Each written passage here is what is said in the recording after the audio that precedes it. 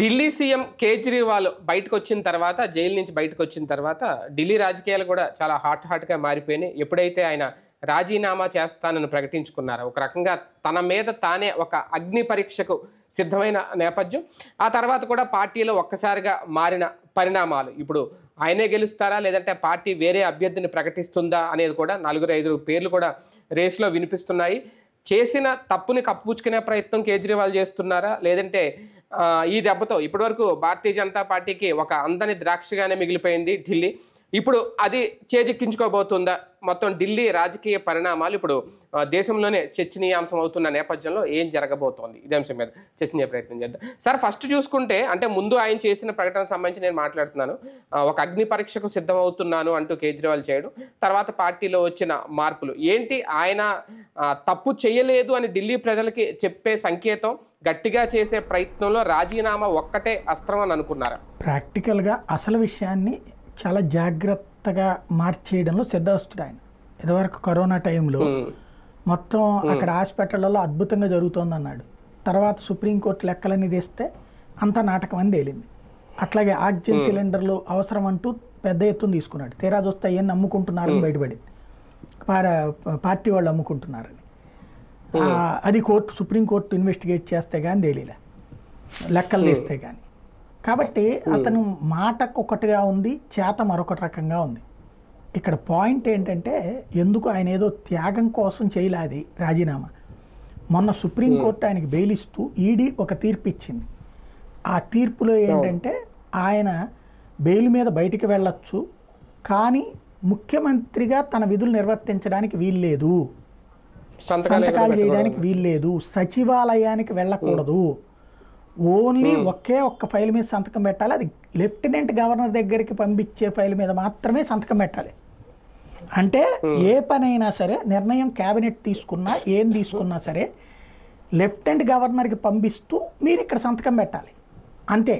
నువ్వుగా నిర్ణయం తీసుకోవడానికి వీల్లేదు, నీ ప్రభుత్వంగా నిర్ణయం తీసుకోవడానికి వీల్లేదు. ఇది నువ్వు తీసుకుంటే ఆటోమేటిక్గా ఇన్ఫ్లుయెన్స్ అవుతుంది అన్నటువంటిది ఈడీకి సంబంధించినటువంటి కోర్టు బెయిల్ ఇచ్చేటప్పుడు, ఈడీ కేసులో బెయిల్ ఇచ్చేటప్పుడు సుప్రీంకోర్టు ఒక బెంచ్ చేసిన ఇచ్చిన ఆదేశాలు. దాని మీద తర్వాతన ఆయన్ని అప్పుడు విడుదల చేయబోతున్నప్పుడు సిబిఐ రంగ ప్రవేశం చేసి ఆయన మళ్ళీ అరెస్ట్ చేసింది. తమ కేసులో అరెస్ట్ చేసింది. అరెస్ట్ చేస్తే దాని మీదన ఇన్ని రోజులు మళ్ళీ ఆయన జైల్లో ఇంకో 2 నెలలు ఉండాల్సి వచ్చింది.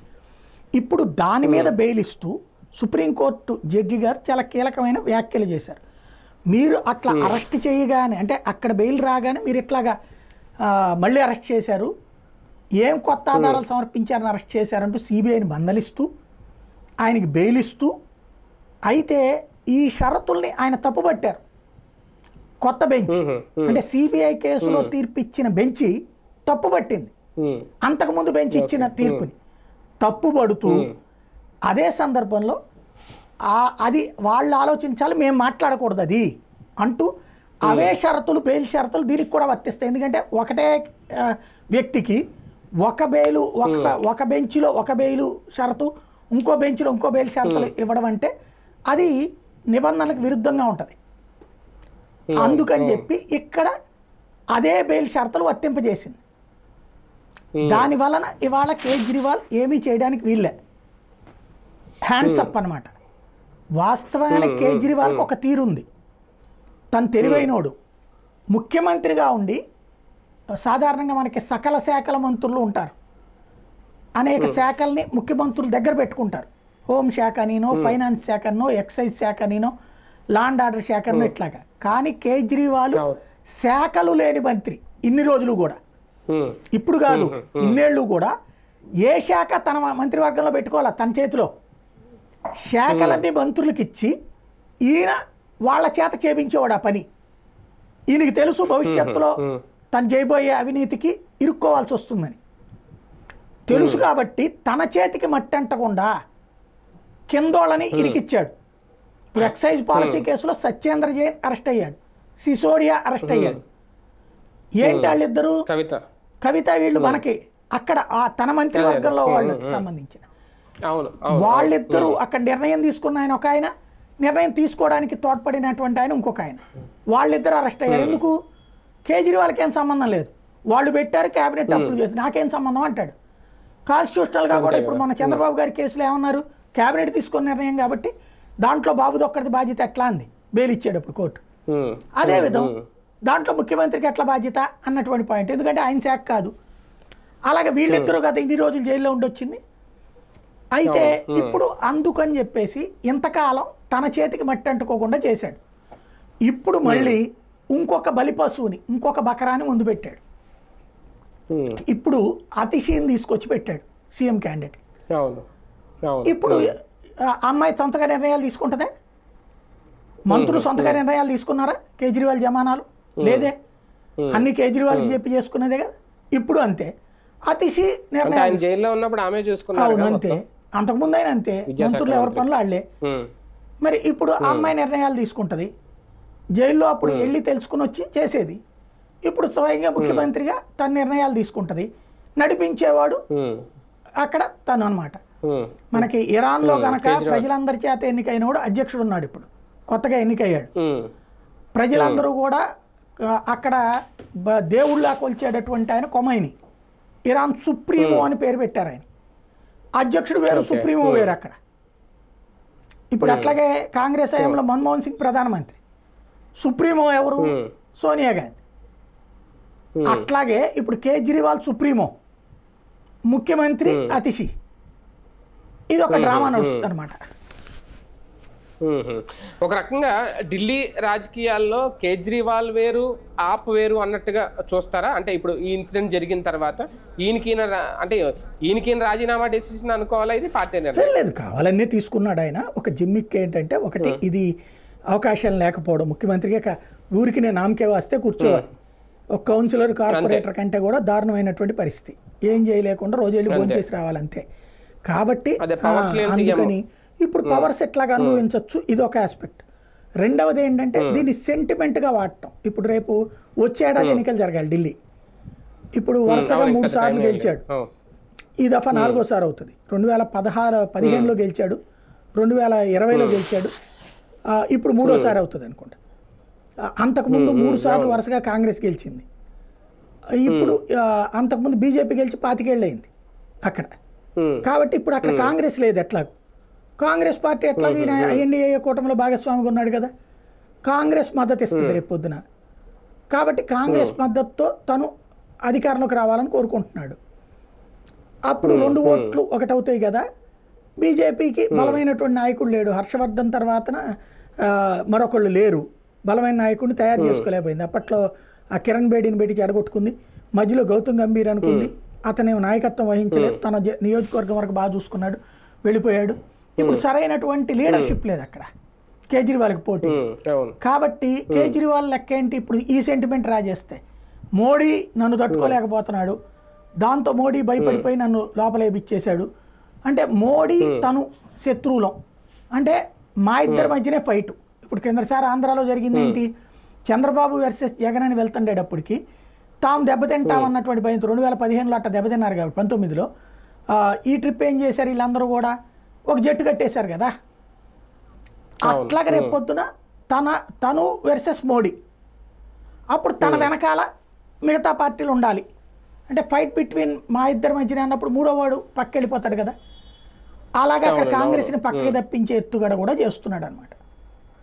ప్రజాకోర్టులో గెలవాలనుకుంటున్నారు కేజ్రీవాల్. ఇప్పుడు ఒక రకంగా ఆయన తీసుకున్న నిర్ణయం, రేపొద్దున గెలిస్తే మళ్ళీ ఆయన పదవి ఆయనకు వచ్చే అవకాశం ఉంటుందా ఎమ్మెల్యేగా? ఖచ్చితంగా ఆటోమేటిక్గా వస్తుంది. ఇందులో లాజికల్ పాయింట్ ఏంటంటే, ఇప్పుడు ప్రజా కోర్టు అన్నారు, మొన్న జరిగినటువంటి పార్లమెంట్ ఎన్నికలు ప్రజా కోర్టు కాదా? ఇదే లిక్కర్ కుంభకోణం తర్వాత జరిగింది, తర్వాత జరిగినటువంటి ఎన్నికల్లోనూ వరుసపెట్టి దెబ్బతింటూ వచ్చాడు కదా. కాకపోతే ఏంటంటే ఇవన్నీ సెంటిమెంటల్గా వాడతారు. మొన్న ఎన్నికలప్పుడు ప్రత్యేకించి ఇది తీసుకుని వచ్చాడు బయటికి, బెయిల్ తీసుకుని వచ్చి ఏమని చెప్పాడు, ఇట్లాగా నన్ను దెబ్బతీస్తున్నారు కాబట్టి నన్ను మళ్ళీ జైలుకి పంపిస్తారు, మీరు చూడండి అని అడిగాడు జనాలు. అక్కడ ఎన్నికల్లో ఓటమి పాలైంది కదా మరి. కాబట్టి ప్రజలు తీర్పు ఇచ్చేసినట్టేగా. అంటే నేను గెలిచేదాకా ప్రజా తీర్పు అంటూనే ఉంటా, నేను ఓడిపోయింది మాత్రం ప్రజా తీర్పు కాదు. ఢిల్లీలో గెలుస్తానన్న నమ్మకం ఉంది. ఇంకోటి ప్రజా తీర్పు ఇచ్చింది కదా అని చెప్పి కేసులు ఎత్తేసేటట్టయితే జగన్మోహన్ రెడ్డి కేసులు ఎప్పుడో కొట్టేయాలా, చంద్రబాబు కేసులు ఇప్పుడు కొట్టేయాలా? ఆయన సీఎం గా గెలిచాడంటే మరి తీసేసారా? ఉండదు కదా అది. అయ్యి ఇప్పుడు పోలందేవి లేకపోతే ఇప్పుడు ఆయన పేరేంటి లాలూ ప్రసాద్ శిక్ష కూడా పడి జైల్లో ఉన్నాడు మొన్నటిదాకా. మరి ఇప్పుడు వాళ్ళకు కూడా ఓట్లు వేస్తున్నారు కదా, అంటే ప్రజా తీర్పు తేడా వచ్చేసిందని చెప్పి కోర్టులో ఏమైనా కొట్టేస్తాయి కేసులు? అదే తేడా. కానీ ఒకటి సార్, సామాజికవేత్తగా నిన్న అన్నాహజారిగా చేసిన వ్యాఖ్యలు దీనికి సంబంధించి అసలు రాజకీయాల్లోకి వెళ్ళొద్దన్నాను, ఈయనే వెళ్ళారు అనేది, రాజకీయాల్లోకి వచ్చిన తర్వాత లేదంటే ఇలా అధికారంలోకి వచ్చిన తర్వాత ఇలాంటి అవినీతి మరకలు అంటుకుంటాయి, ఇలాంటి అవినీతిలో చిక్కుకుంటారా? ఒక సామాజికవేత్తగా ఉంటే ఏ కూడా ఉండేది కదా, అక్కడే రాంగ్ స్టెప్ పడిందా కేజ్రీవాల్ది? రాజకీయాల్లోకి రావాలి, అధికారం పొందాలి అని అనుకోవడం బేసిక్గా నీలో ఉండే నిజాయితీని బట్టి ఉంటుంది. మాణిక్ సర్కార్ త్రిపురలో సుదీర్ఘకాలం చేశాడు, ఆయన మీద ఏం మచ్చ ఉందండి? జ్యోతి బసు సుదీర్ఘకాలం పాటు చేశాడు, ఏం మచ్చ ఉంది ఆయన మీద? అలాగే నరేంద్ర మోడీ అవినీతి మచ్చ ఒక్కటి ఉందా? ఇన్నేళ్ల నుంచి ప్రైమ్ మినిస్టర్గా చేస్తున్నాడు, అంతకుముందు ముఖ్యమంత్రిగా చేశాడు, ఏదన్నా ఒక అవినీతి ముద్ర వేయగలిగారా? కేవలం అదానీని వ్యాపారం చేపిస్తాడు, ఈ తప్పించి ఈ రూపాయి తిన్నాడని ఏమైనా ఉందా? నిజాయితీ అనేది నీలో ఉండాలి, నువ్వు తీసుకున్నటువంటి నిర్ణయం ప్రజామోదయోగ్యం అయ్యేటటువంటిది ఉండాలి. ప్రజామోదం కాకపోయి కూడా ఉండొచ్చు, కానీ నీ స్వార్థం కోసం అయ్యి ఉండకూడదు. ఇప్పుడు అక్కడేంటి అసలు అన్నా హజారే ఉద్యమానికిలో కేజ్రీవాల్ ఎవడికి గుర్తున్నాడు? ఢిల్లీ వాళ్ళకి గుర్తున్నాడు అంతే. దాన్ని క్యాష్ చేసుకున్నాడు కేజ్రీవాల్, అన్నా హజారే ఉద్యమాన్ని క్యాష్ చేసుకున్నాడు కేజ్రీవాల్. కానీ నిజాయితీగా తను ఎంతకాలం ఉన్నాడు అంటే ఉన్నాడు, చాలా రోజులు ఉన్నాడు. ఎప్పుడైతే తన పార్టీని ఎక్స్పాండ్ చేయాలనుకున్నప్పుడు తనలో నిజాయితీ చచ్చిపోయింది. అంతకుముందు కేజ్రీవాల్ నేను అభిమానించేవాడు, ఎందుకంటే ఒక సామాన్యుడు ఆమ్ ఆద్మీని అంటే సామాన్యులను తీసుకొచ్చాడు, ఓ జర్నలిస్టులకి ఇచ్చాడు ఎమ్మెల్యే సీట్లు, ఒక సామాన్యులకి ఇచ్చారు చాలా మందికి. ఇట్లాంటి పార్టీలు వస్తే భవిష్యత్తులో మనలాంటి వాళ్ళకి కూడా రాజకీయాలు పనికొస్తేలే, చెయ్యొచ్చు, సర్వీస్ చేయొచ్చు, డబ్బులు తినటం కోసం కాకుండా అని అనుకున్నా. కానీ తీరా చూస్తే తర్వాత ఎప్పుడైతే క్రమంగా కేజ్రీవాల్ ఈ పంజాబ్ ఇట్లాగంటే దేశవ్యాప్తంగా విస్తరించాలనుకున్నప్పుడు డబ్బులు అవసరం అనేది గ్రహించాడు. అంతకుముందు వరుసగా దెబ్బలు తినేటప్పుడు గుజరాత్, ఉత్తరప్రదేశ్. ఇక తనలో వచ్చినటువంటి మార్పు ఏంటంటే మనం కూడా లంచాలు తీసుకుంటే పోలేదా, అందులో భాగంగా ప్రారంభంలోనే ఇరుక్కుపోయాడు. ఇప్పుడు కోట్లు మింగేసిన వాళ్ళు ఉన్నారు, కానీ ఇతను ప్రారంభంలోనే ఇరుక్కున్నాడు, అంతే తేడా. కానీ ఒకటి సార్, ఇప్పుడు అగ్ని పరీక్ష ఎవరికి అనేది ఒక ప్రశ్న. ఎందుకంటే fight between Modi versus Kejriwal అనుకుంటున్న టైంలో ఢిల్లీలో ఛాన్స్ దక్కించుకోవాలనుకుంటుంది ఎప్పటి నుంచో భారతీయ జనతా పార్టీ. ఇదొక చక్కటి అవకాశం అవుతుందా, లేదంటే వాళ్ళకి కూడా ఒక పరీక్ష? నాకు తెలిసి వాళ్ళకి పెద్దగా పరీక్ష అయితే కాదు, ఎందుకంటే మొన్ననే 7 ఎంపీలు గెలిచారు కదా మరి వాళ్ళు. మరి అప్పుడు ఓడిపోయినట్టే కదా కేజ్రీవాల్. ఢిల్లీ లెక్కర కేసు ఇప్పుడు కాదు కదా పెట్టింది, ఈ నెల రోజుల క్రితం కాదు కదా పెట్టింది, పెట్టి ఏడాది అయిపోయింది కదా. మరి సిసోడియా వాళ్ళందరూ అరెస్ట్ అయ్యి జైల్లోనే ఉన్నారు అప్పుడు. మరి ఆ తర్వాత వచ్చిందే కదా 7 పార్లమెంట్ సీట్లు గెలవటం అన్నటువంటిది. ఈవెన్ ఇంతకుముందు పంజాబ్లో ఆమ్ ఆద్మీ పార్టీకి 4 సీట్లు దాకా వచ్చినాయి, ఈ దఫా అక్కడ కూడా దెబ్బతినేసింది కదా. అంటే గతంలో ముఖ్యమంత్రి, అందులో ఇంకోటి ప్రభుత్వం అక్కడ పంజాబ్లో వీళ్ళే ఉన్నారు, మరి అక్కడే ఓడిందిగా సీట్లు, గట్టిగా దెబ్బతింది కదా, కాంగ్రెస్ ఎక్కువ వచ్చినాయిగా అక్కడ. మరి అట్లాంటప్పుడు కేజ్రీవాల్ ఓడి అంటేగా. ఇవన్నీ ఏంటంటే జస్ట్ మాటల గారడి. ఇప్పుడు అంటే పూర్తిగా ఏడాది కూడా సమయం లేనట్టుంది కదా సార్ ఢిల్లీకి ఇప్పుడు. యాక్చువల్గా వచ్చే ఏడాది మార్చి ఏప్రిల్లో జరుగుతాయి ఎన్నికలు. ఇప్పుడు ఈ 6 నెలలు కూడా అమ్మాయిని ముందు పెట్టి కథ నడిపించాలని చూస్తున్నాడు అంతే. అంటే ఒకవేళ రాజీనామా చేస్తే మళ్ళీ బైపోల్స్కి వెళ్తారా, లేదంటే 6 నెలల సమయం లోపు అయితే 6 నెలల వరకు ఏదో టైం ఉంటుంది అంటారు కదా, తర్వాత పెట్టచ్చు? అవును, ఇప్పుడు మామూలుగా అయితే కనుక 8 నెలలు ఏమో ఉన్నట్టుంది వీళ్ళకి, కాబట్టి పెట్టచ్చు అనమాట, దాంట్లో చేసేయచ్చది. అంటే అట్లా పెడితే రాష్ట్రపతి పాలన పెట్టాల్సి వస్తుంది. రాష్ట్రపతి పాలన బీజేపీ యాక్సెప్ట్ చేయట్లేదు ఇంతవరకు, ఎక్కడ చేయలే వాళ్ళ అధికారంలోకి వచ్చి. అంటే ఒకప్పుడు వాజ్పేయి టైంలో తప్పనిసరిగా పెట్టాల్సి వచ్చింది 1-2 చోట్ల. కానీ ఇక్కడైతే ఈ మోడీ వచ్చాక ఎంత సీరియస్ సిచ్యుయేషన్, బెంగాల్ లాంటి అట్లాంటి మణిపూర్ లాంటి, కాశ్మీర్ లాంటి చోట్ల అక్కడ కూడా పెట్టలేదు కదా. అట్లాంటిది ఢిల్లీలో ఈ అవినీతి కేసు గురించి ఎందుకు పెట్టరు? అంటే బీజేపీకి కూడా అవకాశం ఏమైనా వస్తుందా అని అది మనం చెప్పలేము. రేపు జనాలు తేల్చాలి కదా దాన్ని ఎట్లా తీసుకుంటారు అన్నట్టు. ఇప్పుడు వాస్తవంగా ఈ కేసు చుట్టూ జడ్జి అంటే ఇతను కేసు వైపుకి డైవర్ట్ చేస్తున్నాడు, తన పాలనకి సంబంధించి కాకుండా. నా పాలన చూసి ఓటేయండి అని కాకుండా నన్ను వాళ్ళు ఇరికించబోయారు కాబట్టి అన్నప్పుడే తన పాలనా వైఫల్యాన్ని అంగీకరిస్తున్నట్టు అతను. అదే తేడా. ఒక టఫ్ ఫైట్ అయితే జరుగుతుందేమో అయితే రేపు రాజీనామా అయినంత. రైట్, చూద్దాం. మొత్తానికి ఢిల్లీ రాజకీయాలు ఇప్పుడు చాలా ఆసక్తికరంగా మారుతున్నాయి. నిజంగా మళ్ళీ ఎన్నికలకు వెళ్తే ఆయన గెలిస్తే ఓకే, ఆయన ప్రజాకోట్లో గెలిచానని అనుకుంటారు. లేదు ఓటమి పాలైతే కనుక ప్రజలు అంగీకరించలేదు అనుకోవాలి. ఏం జరుగుతుందో చూద్దాం.